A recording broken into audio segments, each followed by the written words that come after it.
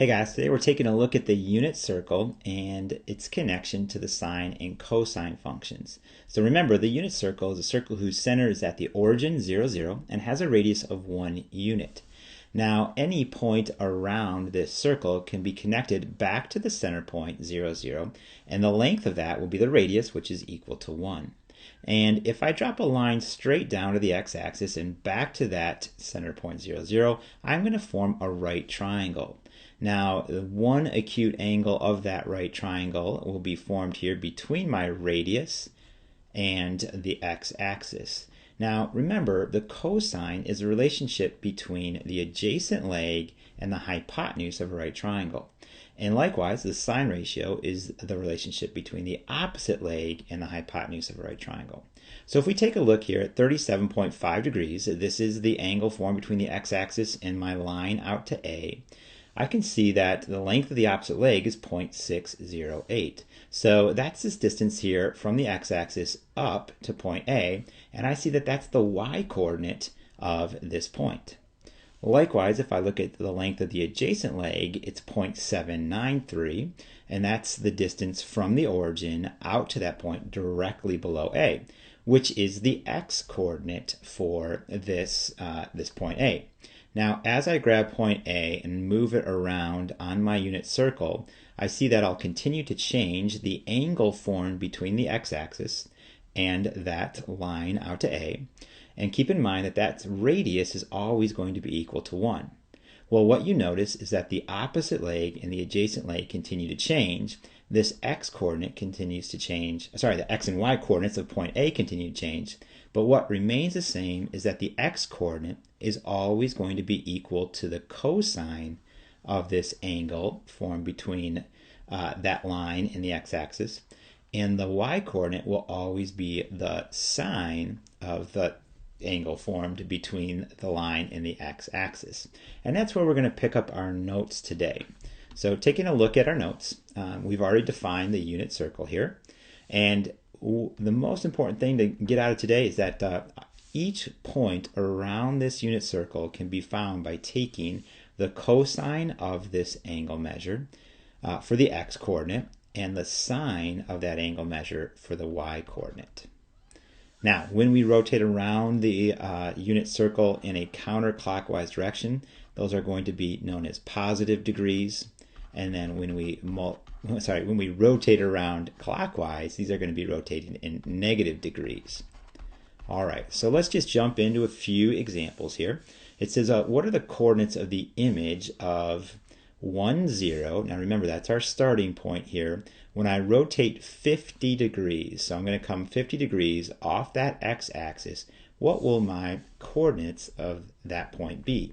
Now the way I'm going to get that, I'm going to go to my graphing calculator. And remember, the cosine of 50 degrees should be my x-axis, or sorry, should be my x-coordinate.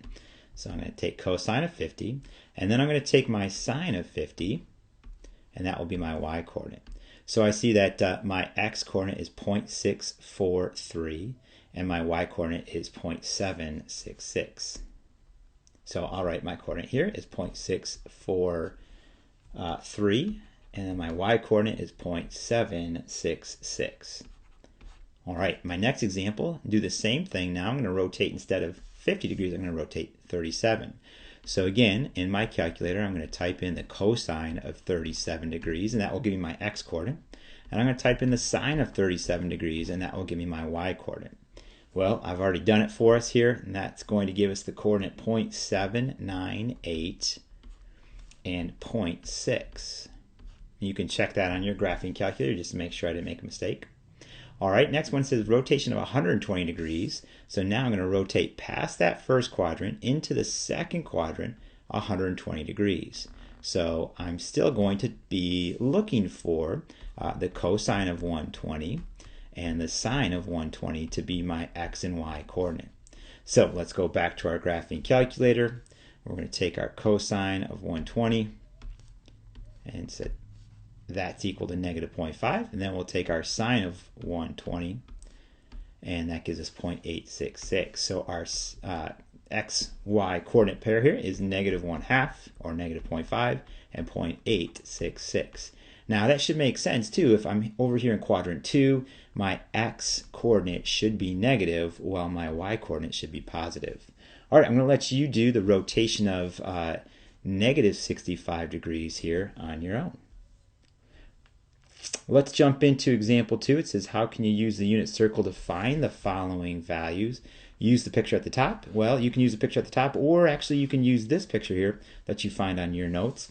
And so we're going to take a look at the sine of 270. So we're rotating the point 10, 270 degrees. So our first quadrant here is 90, 180, 270. So I'm going to end up down here at point D, and my sine is my y-coordinate. So I'm looking for the y-coordinate at 270 degrees, and that's going to be equal to -1. Next, it says to find the cosine of -90. So negative, again, remember, implies that I'm going to be rotating in the clockwise direction from my starting point. So if I go -90, I'm actually going to end up at that same point D here. And cosine means I want the x-coordinate. So the cosine, or the x-coordinate here at -90, is going to be equal to 0. All right, in example 3, we are going to refer to this diagram again and to answer our questions. We want the rotation 180 degrees of the point 10. Where is that going to put us?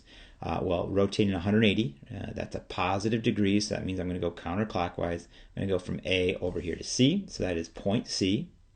And the cosine at 180 is the x-coordinate here at 180. And if I take a look at that, I'm going to get -1.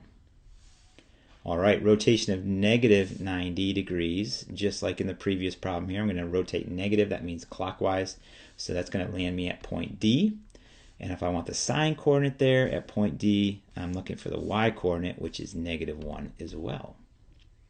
All right, next it says to rotate 720 degrees. Well, you'll note that that's more than 360. In fact, that's 2 times around, because one full rotation is 360, plus another one is going to land me back here at 720. So the rotation of point A, 720 degrees, is going to land me back at A. And I want the sine coordinate there, which is the y coordinate at 720, and that's going to be 0. All right, our final example for today. Here is a full-blown unit circle. You can see here the measurements of degrees on the inside of that circle, and then on the outside you see some exact coordinates for the for the cosine and sine of those angle measures. So let's run through a few examples here. We want the cosine of 150. So remember, here's our starting point here. We're going to go around to 150, which places us right here. And the cosine is my x-coordinate. So I want the coordinate -√3 over 2.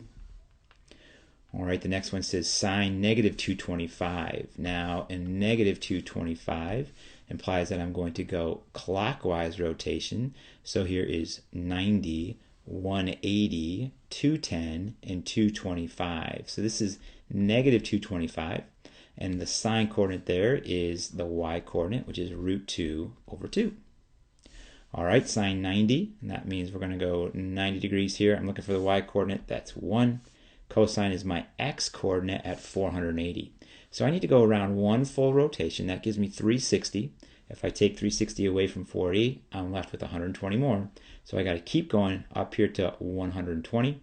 And I'm looking for the cosine, which is my x. That's -1/2. All right, now into the next few examples here. Cosine -60. So negative implies that I'm going to come around clockwise. 60 degrees, that puts me down here at 300, and I want the x-coordinate, which is 1/2. And finally, sine 750. So I got to go around one time, that's 360, 2 times, that's 720.